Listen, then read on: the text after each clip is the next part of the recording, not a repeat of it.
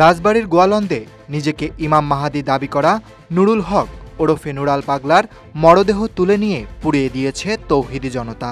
এর আগে সেখানকার দরবার শরীফ ও বাড়িতে হামলা, ভাঙচুর ও অগ্নিসংযোগ করে বিক্ষুব্ধরা। এতে দরবারের ভক্ত, স্থানীয় প্রশাসন, পুলিশসহ ৫০ জনের বেশি আহত হয়েছেন। এ সময় ভাঙচুর করা হয় ইউএনওর গাড়ি এবং পুলিশের ২টি গাড়ি। প্রশ্ন উঠেছে, কে এই নুরু পাগলা, আর তার উপর তৌহিদি জনতার এত কেন আক্ষেপ? পুরো ঘটনা জানাবো আজকের এই প্রতিবেদনে। রাজবাড়ির গোয়ালন্দ পৌরসভার ৫ নম্বর ওয়ার্ডের নুরুল হক বহু বছর আগে নিজ বাড়িতে গড়ে তোলেন দরবার শরীফ। সেখানে মাটির বদনা বাজিয়ে গান বাজনা করতেন তিনি। ৮০ দশকের শেষের দিকে নিজেকে ইমাম মাহাদি দাবি করে আলোচনায় আসেন। ওই সময়ে তার বিরুদ্ধে তীব্র জনরোষ তৈরি হয়। পরে ১৯৯৩ সালের ২৩ মার্চ জনরোষ এড়াতে তিনি মুসলেকা দিয়ে এলাকা ত্যাগ করেন।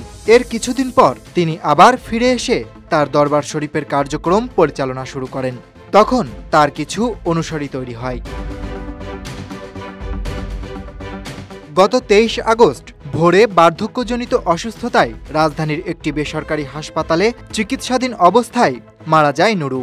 ওই দিনই সন্ধ্যায় এলাকাবাসীর অংশগ্রহণে তার প্রথম জানাজা অনুষ্ঠিত হয়। পরে তার ভক্ত অনুরাগীদের অংশগ্রহণে দরবার শরীফের ভেতরে দ্বিতীয় জানাজা শেষে রাত ১০টার দিকে তাকে মাটি থেকে প্রায় ১২ ফুট উঁচু স্থানে বিশেষ কায়দায় কবর দেওয়া হয়। এমনকি ইসলামী রীতির বাইরে গিয়ে তার লাশ উত্তর দিকের পরিবর্তে দক্ষিণ দিকে মাথা রেখে শায়িত করা হয়, যা ছিল তারই নির্দেশ। তার নামে কোরআন অবমাননারও অভিযোগ রয়েছে। এছাড়া পবিত্র কাবা শরীফের আদলে তার কবরে রং করেন তার ভক্তরা। এরপর থেকেই বিষয়টি নিয়ে ক্ষোভ প্রকাশ করেন তৌহিদি জনতা। তাদের আন্দোলনের ফলে কবরের রং পরিবর্তন করা হয়। পূর্ব ঘোষিত কর্মসূচি অনুযায়ী শুক্রবার জুমার নামাজের পর আনসার ক্লাব চত্বরে বিক্ষোভ সমাবেশের আয়োজন করে উপজেলা ইমাম আকিদা রক্ষা কমিটি। কর্মসূচিতে একদল লোক শাবল, বড় হাতুড়ি ও লাঠিসোঁটা নিয়ে হাজির হয়। এ সময় উপস্থিত আলেম ওলামা ও আইন শৃঙ্খলা রক্ষাকারী বাহিনী তাদের নিবৃত্ত করার চেষ্টা করলেও ওই লোকজন মিছিল নিয়ে নুরুল হকের বাড়ির দিকে রওনা হয়।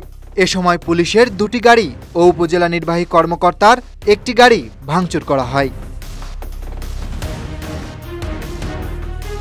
মিছিল নিয়ে প্রথমে নুরুল হকের আস্তানার ভেতরে প্রবেশের চেষ্টা করে বিক্ষুব্ধ জনতা।